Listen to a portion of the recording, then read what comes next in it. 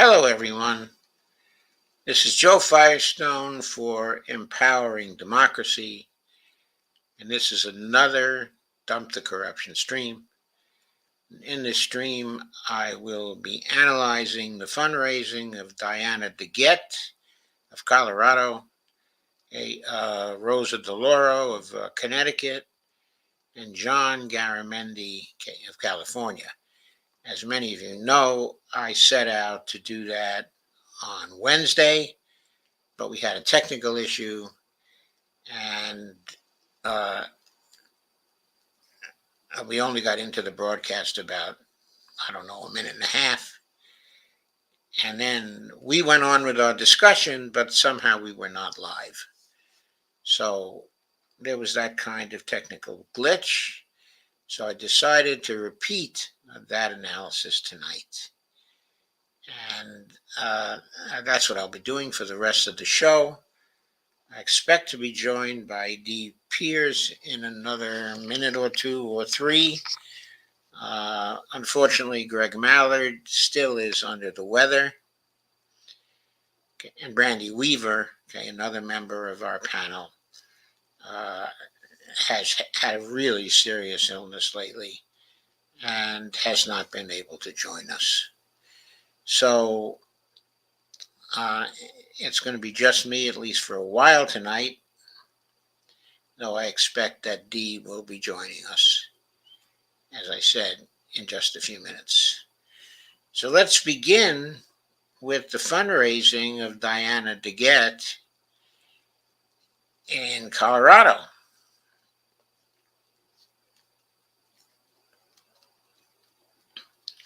So I'm going to share the screen for Open Secrets data on what happened in our 2022 race. And let me just, before I do that, let me just greet who the commenter is. Steve Day. Hi, Steve. Good to see you here. Okay, so let me go back to the Open Secrets tab. Looks like Steve is the only one here at this point.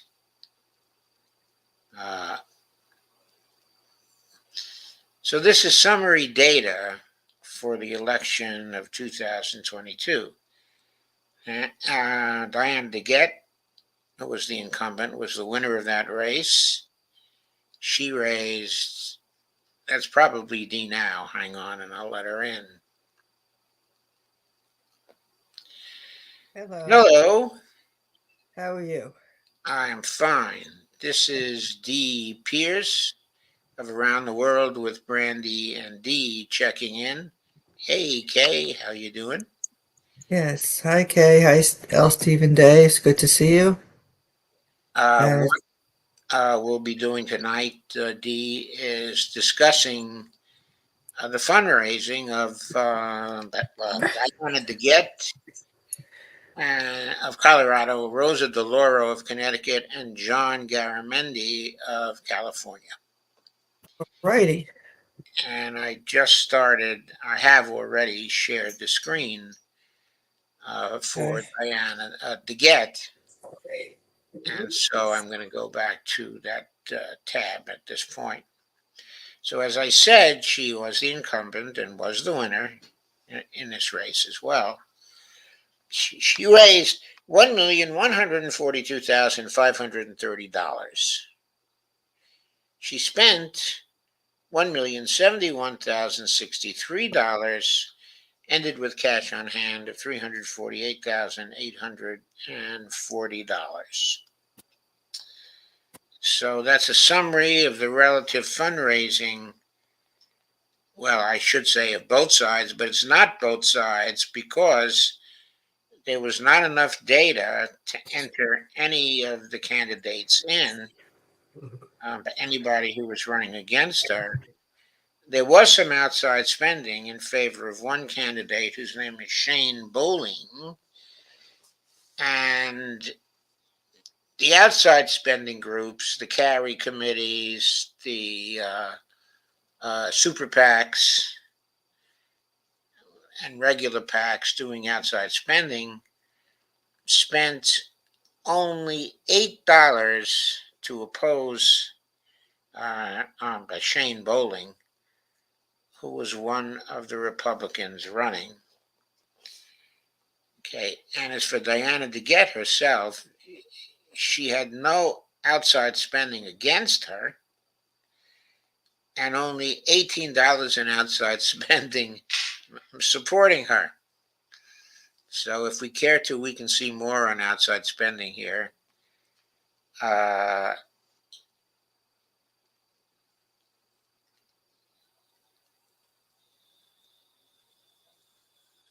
was a $16 spending from Planned Parenthood Votes, which is a super PAC set up by Planned Parenthood.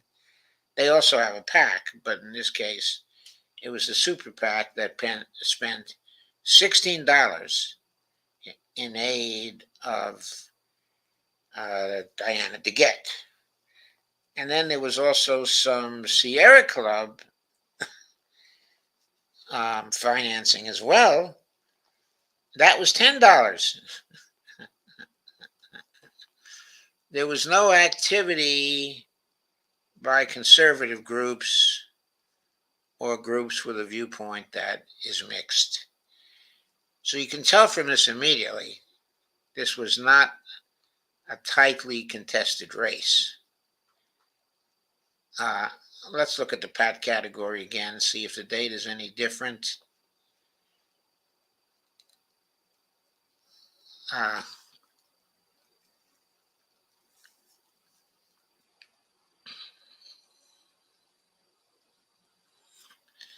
Okay, the blue is business. And there was PAC data. Specifically, Diana DeGette raised 507.2K. In other words, $507, $2,000, or $200, I should say.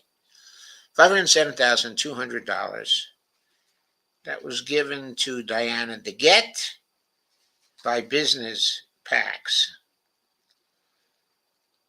There was also 143.9K in money from labor PACs and 32.1K from the ideological PACs. That was given to Diana DeGette. So she raised a considerable amount of PAC money. It was something like 45% of what she raised was PAC money. So it's fair to say, of course, that she's a PAC lady. So here we are. Okay, if we look at sectors here, we find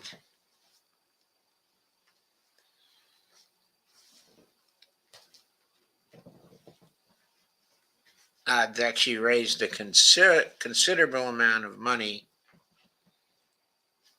from different sectors.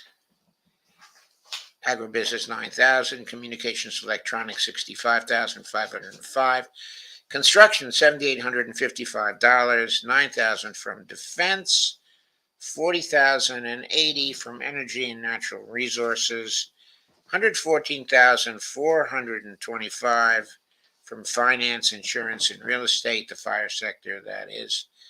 The health sector gave her 258,575, lawyers and lobbyists 83,350, transportation 18,250, from miscellaneous business 49,882, from labor 94,400, Cardiology, single issue group, 66,082. And from other sources, 58,101. Obviously, the dominant contributions here are from health interests. Okay, other sectors that were important to her were communications and electronics, the fire sector at 114,000, lawyers and lobbyists 83,000, and labor 94,000. So those were the outstanding ones. This doesn't actually give a breakdown on whether this is all PAC money. This is taking a look at it from a sector point of view. But we know a lot of this money had to be PAC money because we already know the PACs gave her well in excess of 507,000. So when we look at top industries,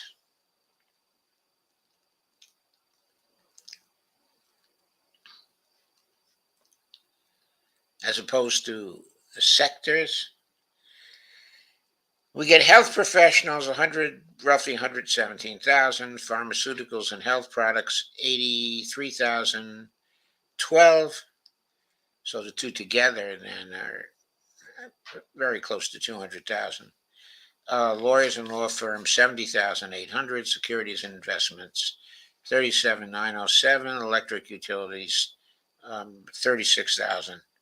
Okay, so you see that these numbers are not really that large. Her total raised was 1.1 million. If you recall, the average for all congressional people who were running among these Congressional Progressive Caucus members was 3.5 million. Okay, Diana DeGette raised only about 1/3 of that. So altogether, she was not a monumental fundraiser, but she did take the PAC money. That is quite clear.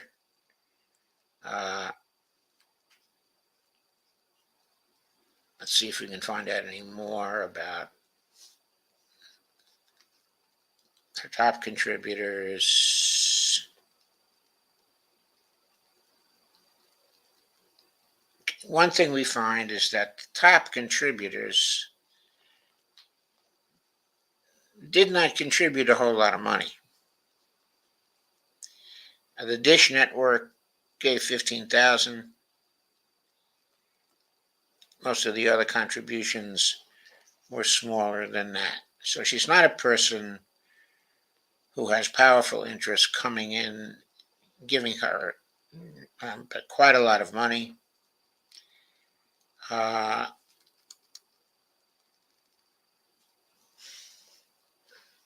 There was no data for other candidates in this race. This is probably a seriously blue district because she's had this district for a very, very long time. She's been in Congress for many years, though I don't have the elections tab here in front of me. But I don't need it to render a verdict. Okay, in this case, you see that the outside spending, as I began with, is absolutely minuscule. I think we can conclude she's an establishment person, she's a party person, she doesn't live in a competitive district, she takes a lot of PAC money, and that means that she failed the litmus test. So let us move on to a second candidate. This one is someone else who's been in Congress for a very long time, specifically Rosa DeLauro. Her district seems to be somewhat more competitive. I think she got only 57% of the vote in her district. Uh, she raised more money than did DeGette. Specifically, she raised $2,136,638.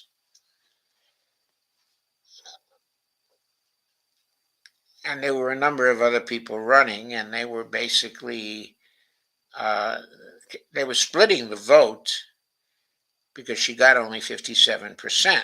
There was a libertarian running, and there appears to be a green or an independent running by the name of Justin Paglino.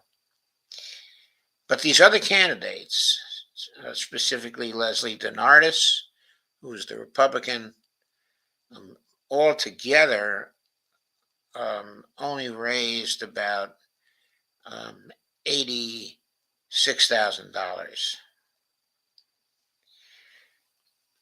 DeRosa DeLauro's $2,136,638.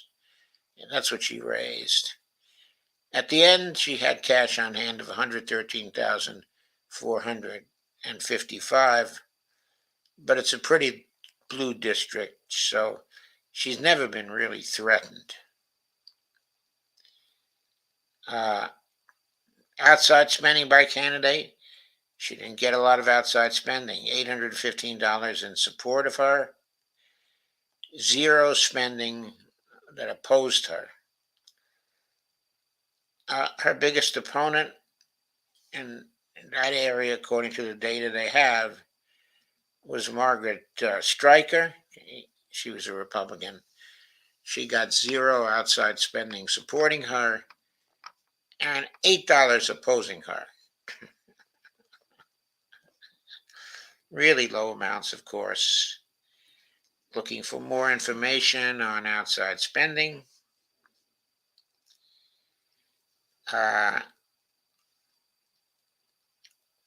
She got a contribution from Connecticut Working Families of $797, and then Planned Parenthood Votes Super PAC gave her the princely sum of $16, and Sierra Club Independent Action gave her $10. So super PACs were not much of an issue in this. There was a PAC that gave her $797 in outside spending. But let's see what happened with direct spending to her campaign by PACs. And we have that breakdown here.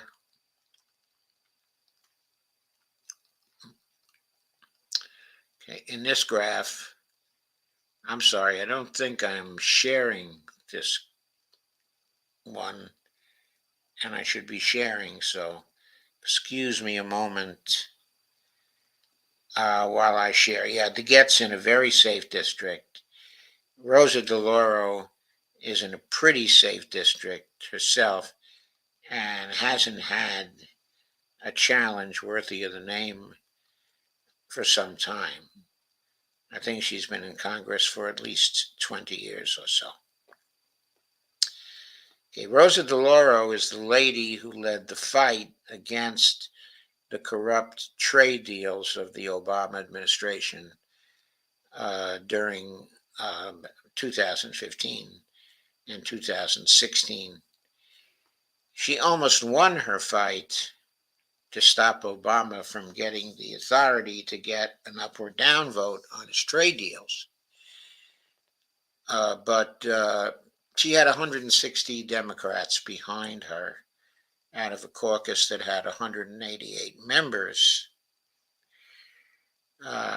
She held those 160 votes pretty solid, but there are 28 defections because Nancy Pelosi would not use party discipline on the critical vote for the trade deals, leaving 28 Democrats free to cross over the other side and join with the Republicans, who at that time were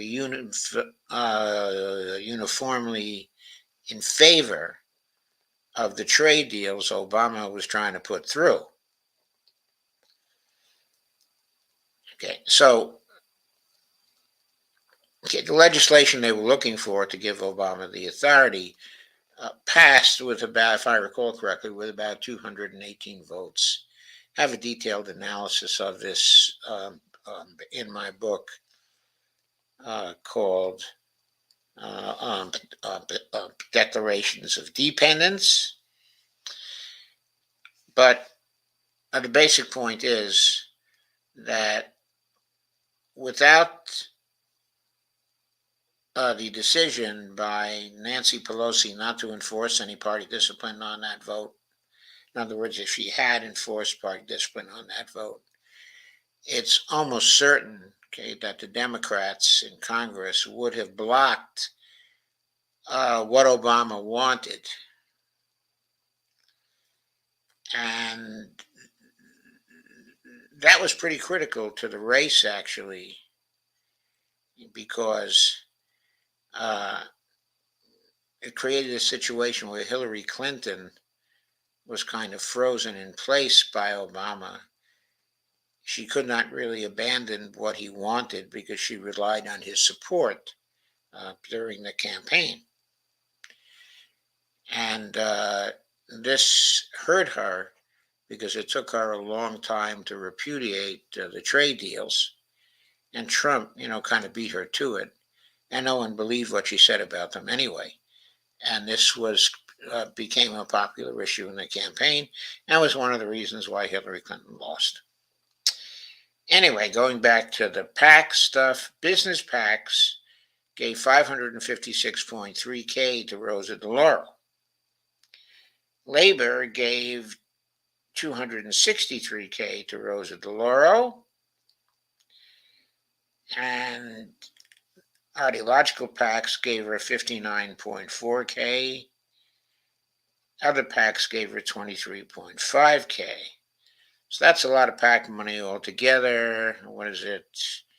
556, 256. That's about 263. That's about 800K right there.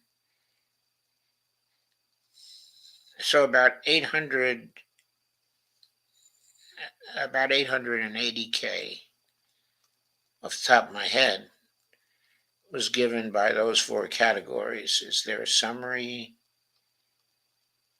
No, but I think I've estimated correctly. That was a pretty big percentage of the dollars that she raised. It wasn't 50%, but it's somewhere around 40%. So 40% of the dollars she raised came from PACs, which of course means she too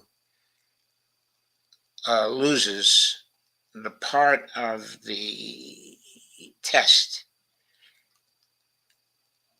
that specifies no contributions from PACs allowed. She relied a lot on the PAC money. Okay.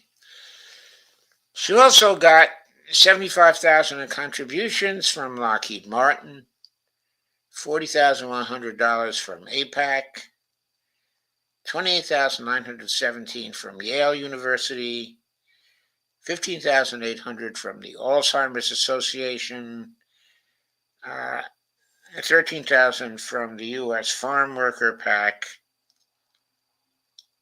National Rural Electric Cooperative Association, $12,500. I'm not going to go through and read all of these. The basic point is that we know she got quite a bit of PAC money, and here are contributions from corporations of various kinds that gave her money also. She got a pretty fair amount of money from Lockheed Martin and a pretty fair amount of money from the American Israel Public Affairs Committee, okay, as well.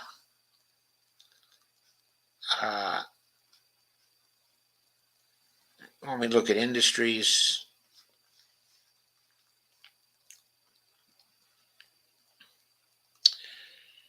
$114,000 from health professionals, $8,000 from retired people, $107,000 from lobbyists, $90,000 from real estate, $90,000 from lawyers and law firms, $74,000 from defense, aerospace.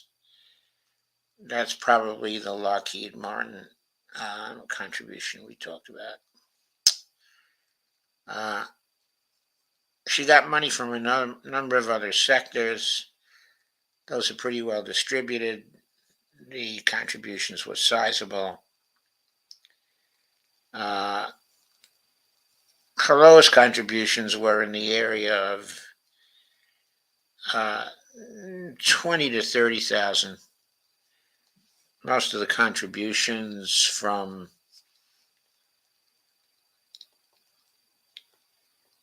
were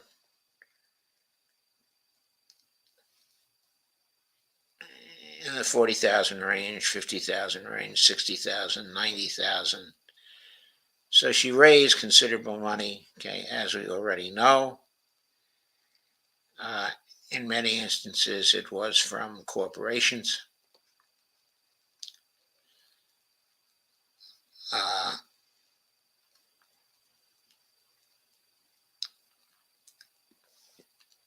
We can see this better if we look at the sectors.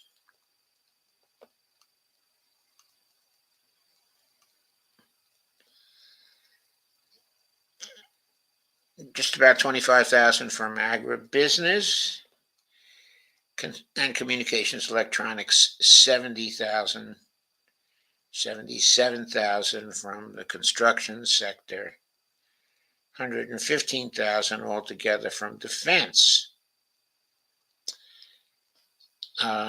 Energy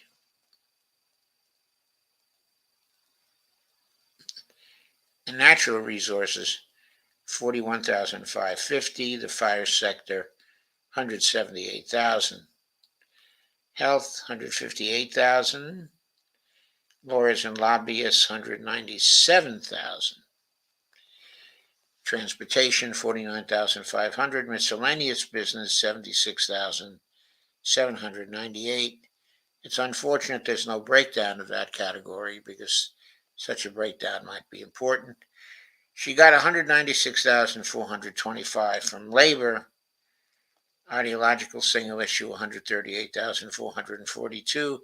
Then there's another category which is not broken down, but it's like the biggest category here. It's 267,892. It would be useful to see what's in it, but we cannot, the way this is broken down. So, let's see if industries help with more information.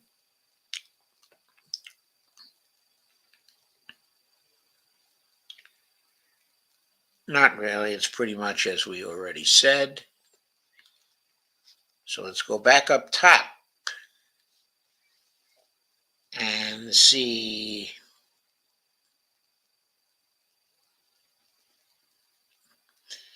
We've already seen not much in the way of outside spending.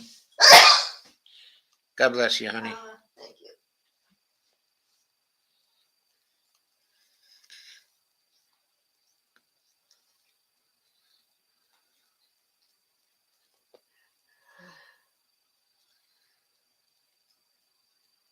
Okay, Rosa DeLauro fully disclosed $488,330 of her contributions.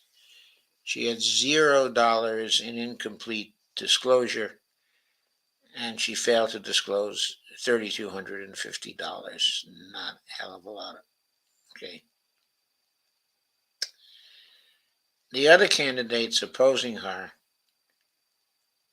just had such small numbers. There was so little money opposing her in this election, even though there were 3 candidates. In case you're wondering, Full disclosure includes full name and occupation and employer of the contributor. Incomplete, disclosure is occupation listed, but gives no indication of what the person does for a living. Examples of unacceptably vague disclosures of such occupations as businessman, entrepreneur, self-employed, and executive. No disclosure means no information about the donor's employer and/or occupation was listed. So that was that.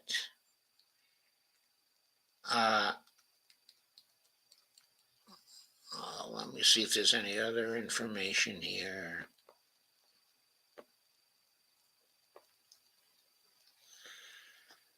So you have enough data, as I said before, from the PACs to know that you took a considerable amount of PAC money, and so also fails the litmus test.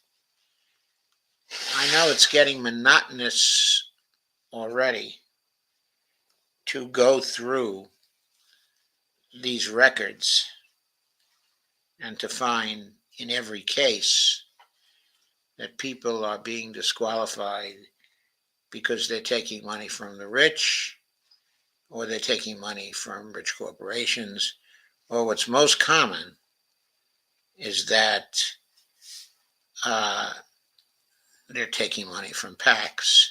But every member of the Congressional Progressive Caucus we've gone over here so far has failed on one of these grounds. We don't have one CPC member yet who has passed our litmus test.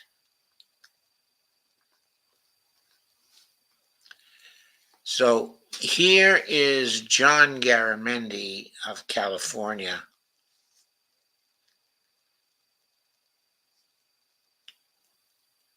He ran in California District 8.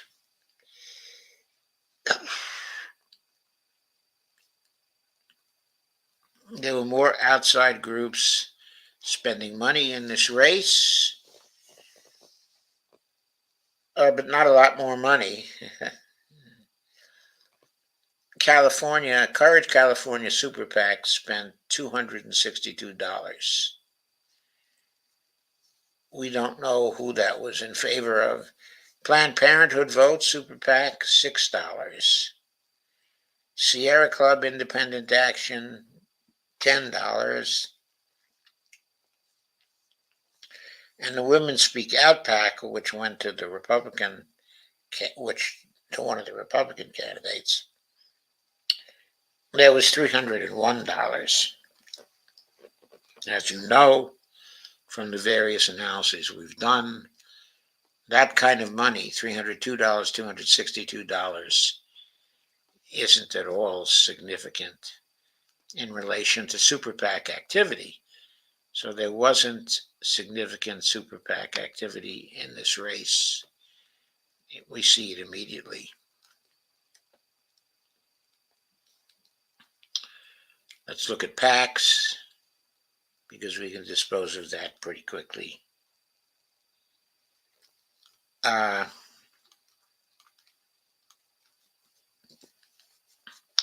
There was little PAC money that went to a Republican by the name of Rudy Ray Seal. Very minuscule amount of money, $5K. And in the other category, there was $0K. In the other category, right? So, as for John Garamendi, he raised $427.9K from business and $224.4K from labor.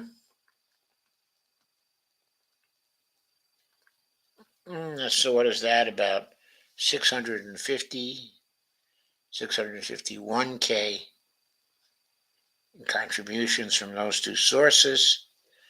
From ideological PACs, He accepted another $25K. So we're at about $675 now, and about $2K from others. So roughly about $675K is what he raised from PACs. Now, so he's certainly a PAC man.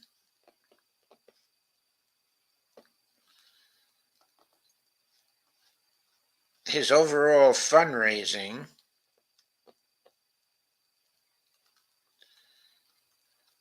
was 1,145,390, very similar to Diana DeGette's. He spent 1,135,065. His cash on hand at the end was 1,121,448, a very good amount for going into his next campaign. We've already seen that the outside spending supporting him was small at $272 and opposed a little bigger, $301. And another Democrat by the name of Chris Bubser got supported by a PAC to the tune of $8. So it's safe to say PACs were not important. I should say super PACs and carry committees were not important in this race. The PACs were important. We've already shown he raised roughly $675 in PACs. In PAC money. Let's see if there's any more data here. Nope, that pretty much tells the story.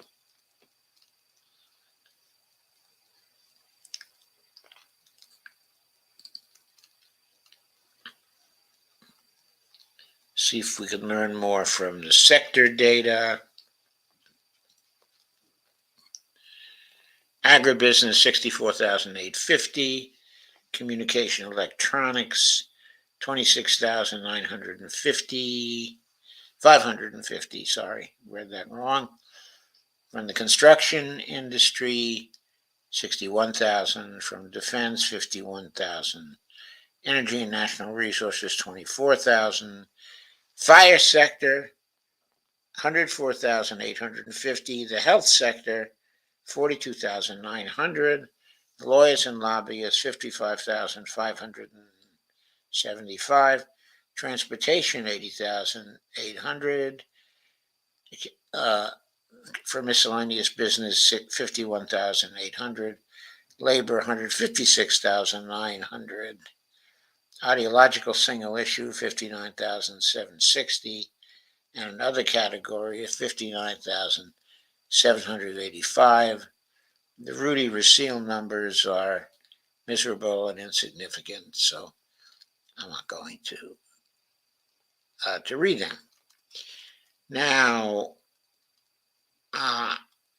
okay, so we already see that there is a failure of the litmus test because John Garamendi raised the majority of his money from PACs.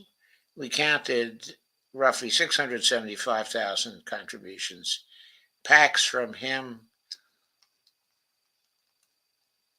His overall funds raised were $1,145,390. So more than half of the money he raised came from PACs. So he certainly is another who failed on the basis of his taking PAC contributions. I think one thing we're learning from these analyses, okay, is that PACs have become an institutionalized form of giving to candidates. And that means that there are many contributions coming from PACs It can be hidden in various ways, but that PAC funding is very important in many, many campaigns. Now, we've seen some Congress people where super PACs were very important in their races.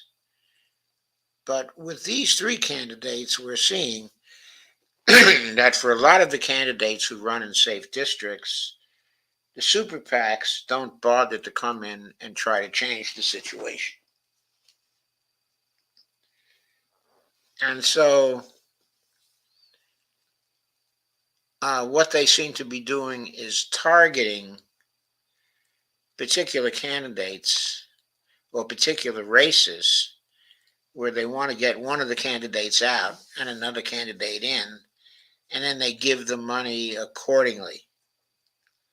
But I think what we're seeing is that by and large, they're not active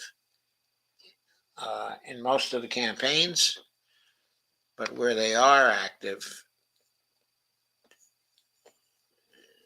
they can have a very decisive effect and make it really tough on candidates when they decide to go against them.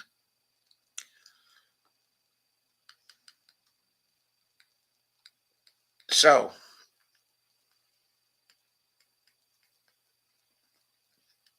let us go into some of the comments, Dee. Hello. Yeah, so I was gonna say your daughter here has a good comment. Yes, my daughter is attending tonight. And when we get finished with this stream, we're going to be having a call with her. So Robert Copeland says, I want to see what John Garamendi did with fundraising. Yeah, well, now you see. And he says, DeGette must be in a safe district. I think all of them, all the three tonight, were in safe districts. Judging from the lack of appreciable fundraising from their competitors. DeLauro says, purpose of the CPC is not to bring together people with progressive goals. It's to discover what people are up to and stop them. I think that's a very good comment. Yeah, the CPC is a shepherding organization, trying to bring together those people who claim they're progressive and based on what they do, then find out who are the real troublemakers so that the mainstream Democrats and the PACs and the super PACs can really go against them in a big way. Robert Yeah, Cope. they have to fall in line. Yes, they have to fall in line, right? You get them in this group, and then there's a shepherd. In this case, the shepherd is Pramila Jayapal. And then she basically whips the troublemakers into shape, okay, in various ways, and socializes them to the idea that the most important thing is to get on good committees, and then the people who are running the Democratic Party in the House can threaten them with not getting good committee assignments if they don't behave. And it's in that environment that the progressives cave to the establishment every time. Robert Copeland says, Joe, I think all members of the CPC are going to fail the litmus test. I think it certainly looks that way. We're through more than 50% of the CPC right now, I believe, and every one of them has been failing the litmus test. And Kay Ryan says, yes, Devora. Okay. So there we are. We seem to be a little early tonight.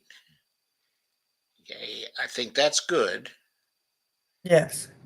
We've done things efficiently in terms of making a decision about these folks. Uh, there won't be a stream from Gregory tonight at 10. He is still not fully recovered, and he did not schedule anything for tonight. So we've had only two streams for tonight: the Around the World with Brandy and D stream, and this Empowering Democracy stream. So for me, I want to wish you all a very happy weekend. I won't be doing any Empowering Democracy streams, but I suspect I will be joining uh, the Around the World with Brandy and D streams because You I will. suppose you'll be doing some of those, D, right? Yes. And tomorrow night, usually we go on for a long time about different things because we just feel that freedom, to continue talking and have a discussion about the different issues that are going on, and that's about it. I haven't really decided what we're going to talk about, but there's so much going on. There's so much going on that you'll get to talk about something good, right? Yeah. And we'll relate it to Dump the Corruption also in some way. Yes. Because the corruption is why we have all these problems. Yes, it's a big reason anyway. The biggest reason, probably, Yes. why we have all these problems. So, good night to you, D. And thank Yes. you Good night. Thank you for having me. for joining me.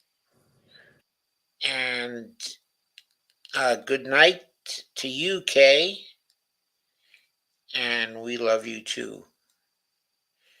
So, we'll be seeing you sometime this weekend in some capacity. But Yes. Empowering Democracy will be back again on Monday night at 9 p.m. Remember, Monday, Wednesday, and Fridays are Dump the Corruption shows where we go after the fundraising of CPC members and apply the litmus test, okay, to them all. And Robert is pretty sure that they're all going to fail, okay, the litmus test. But really, that's what we want to do. We want to show that their financing is controlled by the PACs or by the super PACs or by the wealthy people, and that they've been bought. And I think we're being quite successful in showing that. Okay. So, with that in mind, good night and love to you all, as Kay says. Yes. Like and subscribe to Joe's channel if you haven't subscribed. I'm sure everybody has. But if somebody But not hasn't, please you. subscribe. Thank you very much, Dee. I always forget to do that. And I also always forget to ask for people to occasionally visit my Buy Me a Coffee page and occasionally visit my Patreon page. Yes, I know the Patreon page is structured so that people are supposed to give contributions monthly, but you can easily work that page so you can make things a one-time contribution, okay, if you want. So it's not really restricted to monthly contributions. So please visit either Buy Me a Coffee or Patreon, and I would greatly appreciate it. Uh, thanks, everybody, Thank you and good night. and good night.